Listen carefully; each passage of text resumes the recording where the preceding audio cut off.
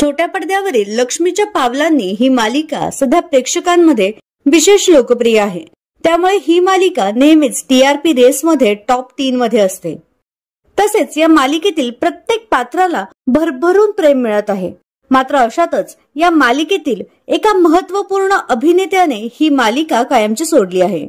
तर हा अभिनेता आहे मालिकेत राहुल हे पात्र साकारणारा कलाकार ध्रुव दातार।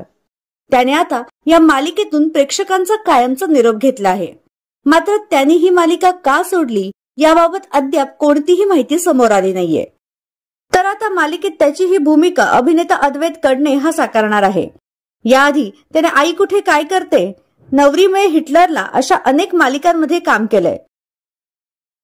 तर तुम्ही अभिनेता अद्वैत कडणेला राहुलच्या भूमिकेत पाहण्यास उत्सुक आहात का, हे आम्हाला कमेंट बॉक्समध्ये नक्की कळवा।